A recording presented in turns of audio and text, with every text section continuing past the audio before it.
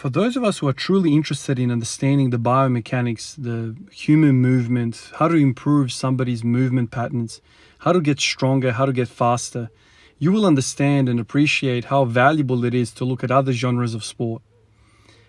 There's just so much information out there. So we found ourselves, let's say, in powerlifting, weightlifting, bodybuilding, but we are not the only people who are interested in getting stronger. There are literally hundreds, probably thousands of sports out there who are interested in improving their particular human movement problem. Everyone's got a puzzle to solve. But I think if you are somebody that's interested in somebody that is not stuck in their way, you will understand that peeking over the fence and looking at other genres completely has a lot of benefit. For instance, calisthenics. When I look at calisthenics, when I look at all these videos on YouTube, on the net, of people doing these incredible feats of strength with their upper body mostly, I just think to myself, look how well developed they are in their upper back, in their arms, in their core. Look how extremely well developed they are and how strong they are. So somebody from my end of the sporting world, I'm looking at that and I'm like, there's something to be learned there. There's something to be learned there. Just the other day, you guys hooked me up with a link of a fella. I'm going to butcher his name. I think his name is, I might have forgotten it, Matthew Zlat, something like this. The dude, I think I saw him doing a dip of 200 kilos, man, or something along those lines. It was something incredible. Frankly, I was just so overwhelmed by seeing what he was doing. I was just like, that's insane. And then I clicked on his channel and I kind of looked through his stuff and I saw that he was bench pressing 200 kilos. And so I'm thinking to myself, well, this guy's clearly a calisthenics athlete. He's into dips and pull-ups and whatnot. And he's developed this strong of a bench press while focusing on another thing. So what do we learn from that? Well, there is carryover there. I remember Louis Simmons was explaining how he got his sled idea. He went to some competition. I'm butchering the story here, but you will appreciate. He went to a particular competition, and there was he observed that these Finnish powerlifters were really good in the deadlift. And when he looked into it, he realized that all of these guys who were deadlifting like crazy, they were lumberjacks from Finland. And so when he was starting kind of to talk to them and understand what was going on, he realized that part of their job is to cut down a tree and basically attach a rope to it and drag it, literally sled pull it all the way back to where they needed to be. So he was like, oh, okay, so they are doing what's now referred to as sled pulling, and he realized that there's some benefit in there. So he literally took a skill or a part of a job from somewhere else and he applied it to his own craft and he improved his craft. So I think we need to be very, very aware of just keeping an eye out on things. When I watch soccer, when I watch basketball, when I watch all these different sports that I like to watch, I'm always interested in, why is this guy better than the other guy? Why is this guy doing this? And if we could kind of get into the, let's say, backstage or the training facilities of some of these players in the off seasons, you will see that the way they train is what separates them from the rest of the league, from the rest of the players, from the rest of the competition. So this is where, if you are truly interested in human movement, understanding athleticism, understanding how everything fits together, you can learn lots of different things from other areas. I am very closely looking at the way Louis Simmons got his athletes to do what they did really well. And now I'm kind of peeking over the fence of calisthenics and I'm thinking to myself, man, oh man, these guys are getting away with huge amounts of volume with exercises that I feel are really, really cheap. Pull-ups and dips. I don't have a lot of experience with dips, but pull-ups definitely I know from experience that they are quite easy to recover from. A lot easier than barbell rows, something that everyone compares the pull-ups to. Barbell rows is a spinal loaded, bent over, heavy on the lower back, upper back movement. It depends how you do it. You could probably incorporate your lower body as well. And in fact, it is isometrically.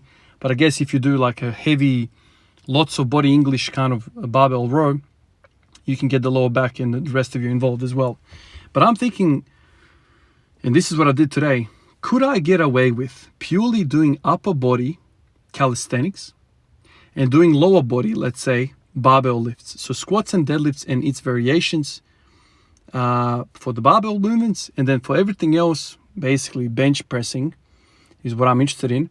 Just focus on calisthenics. Focus on dips and pull-ups.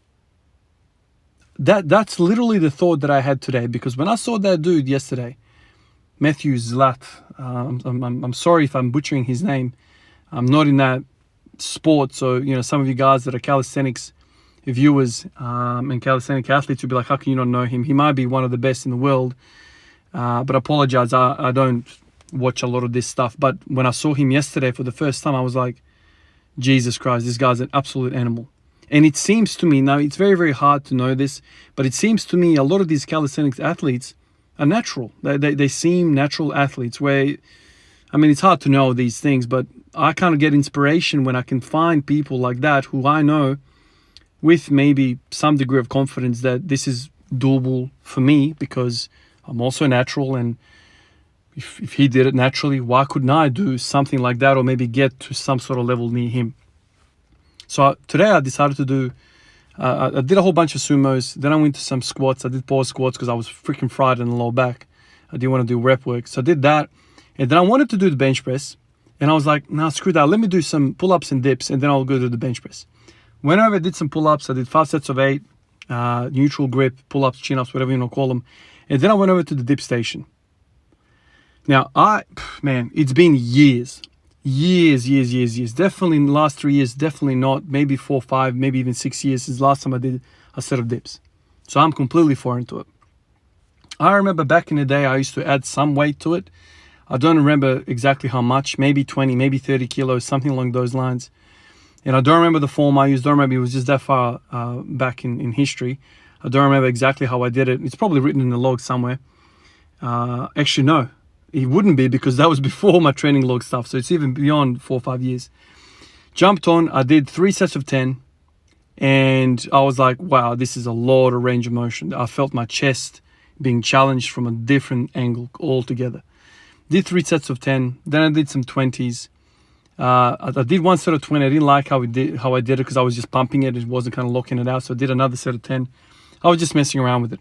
I did that, and I had a mean old pump through the triceps, through the chest, shoulders, and I was like, okay, no worries. So that's a pretty good workout. Let's go to the bench now and see if I can do something. Lay down on the bench, pick the bar up, and literally I was struggling to do the damn bar. What does that tell me?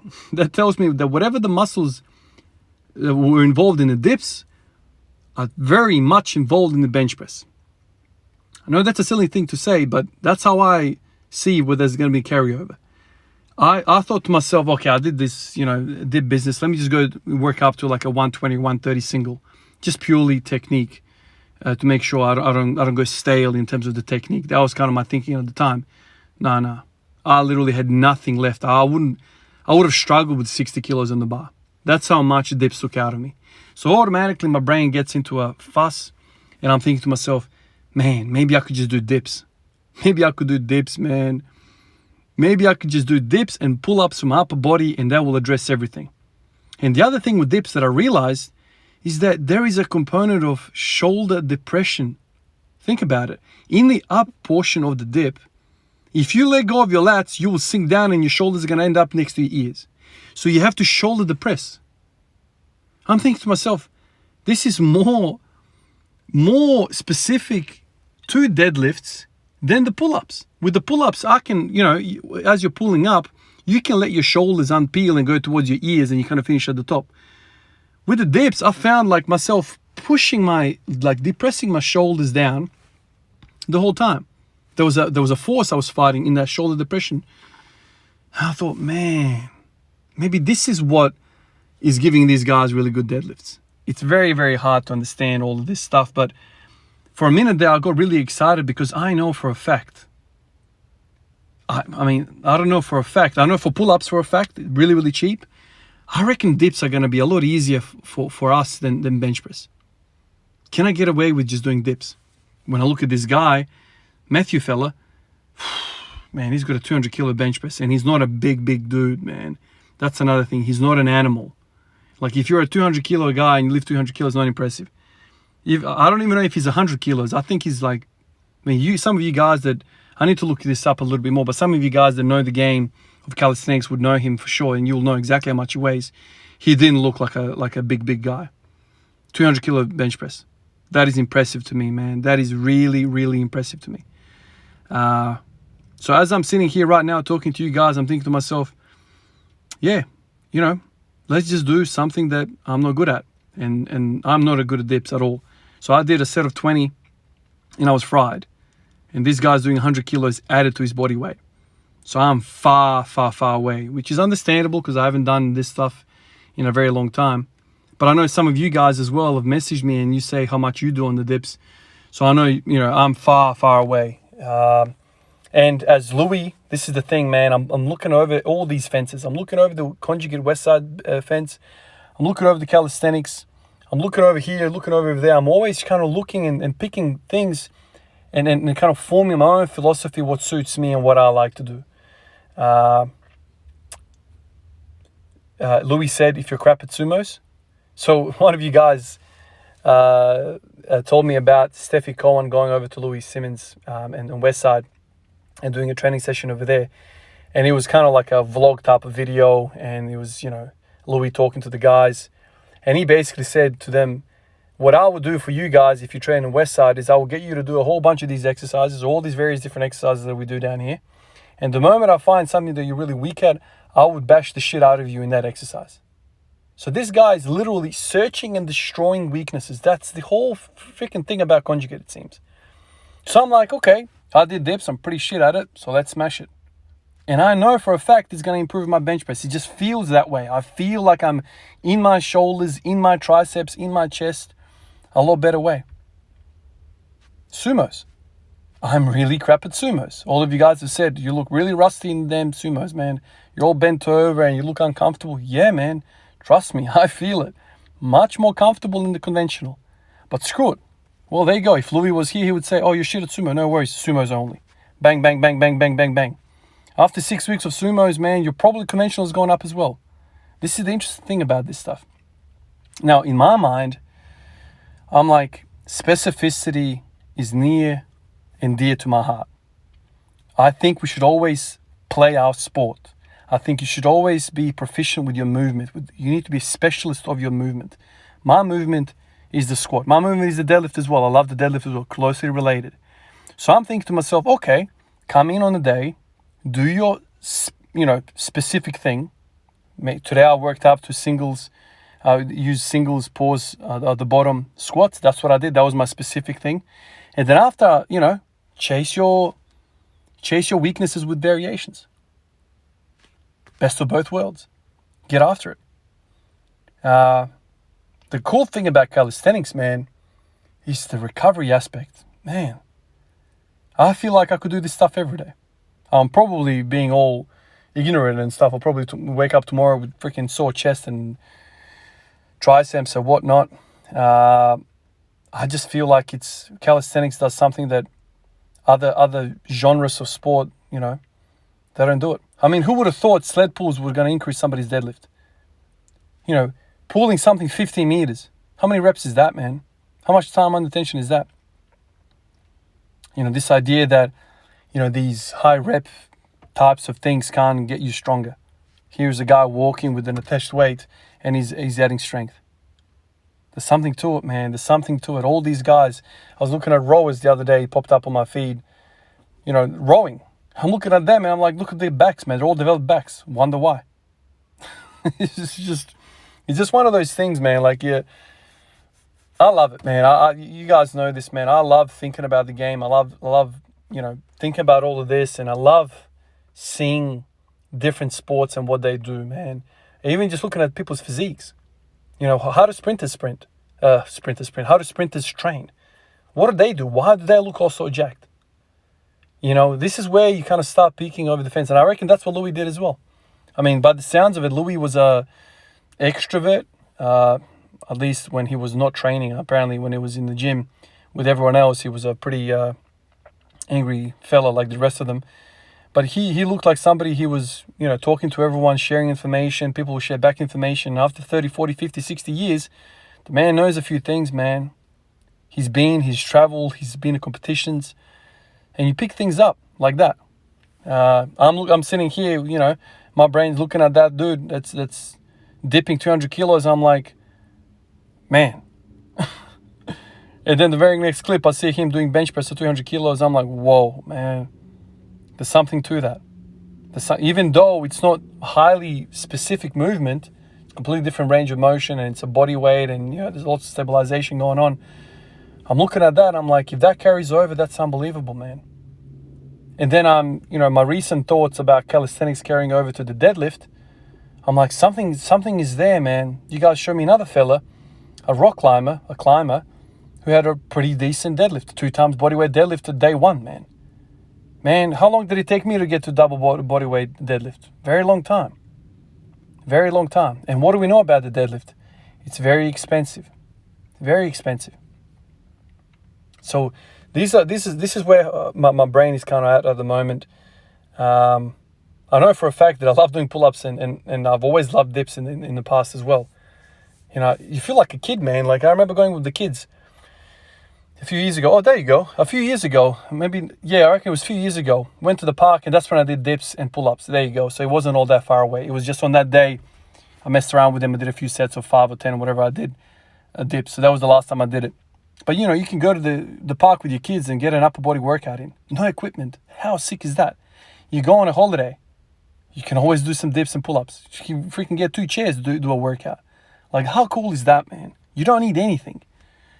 And especially if somebody that likes to train in their garage, you know, I would love to have all these different things, but at the same time, I don't want to have a lot of equipment. I don't have a lot of space, man. I love the GHD. I love the SSB.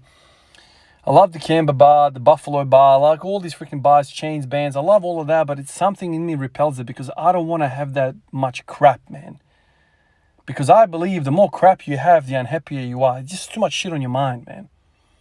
I've always kind of leaned towards minimalistic kind of life, even though it's really hard with a young family and whatever. I don't like just storing crap. I've got a bar that I use once a month. Man, get the hell out of here, man. This is one of the things that I don't like about Westside. You need a whole freaking gym decked out with all these different things and tools and just to have a training program. I don't like that. I like minimalism. And calisthenics attracts me in that sense. You just need a belt and some weights. And the same weights you use for this and that is just so much carryover through the same stuff, you know. And you can go to the park with your kids and train as well. Love that, man. And this is where Pavel Tsatsouline and greasing the groove came about. Yes, you can grease the groove with squats and deadlifts, but it's hard. It's hard because, well, you don't have that crap everywhere. Whereas with push-ups, I can go to the damn locker room and knock out a set of 30 push-ups. Wherever, man. I can do it wherever. That's the cool thing about it. So you can grease the groove with these things. You can pile on a lot of volume. And this stuff seems to carry over to the stuff we care about. At least what I care about. Squat, dead, bench press. Isn't it funny that there's a guy out there who does bar work, pull-ups and dips, and he's better at bench press than us guys who are doing bench press more than the other guy. I think it's interesting. And there's something for us to learn there. That's all on my mind today, guys. Appreciate everyone in the comments. You guys notice that what I talk about is heavily dependent upon what we discuss in the comments. And you guys, you know, have taught me a lot about calisthenics and many different things, many different topics that we've discussed. So I love the interaction, love the chats we're having on Instagram, whether it be on Instagram, Patreon, or YouTube. I love it all. I appreciate you guys. All right, let me get out of here. Catch you guys in the next one. Peace out.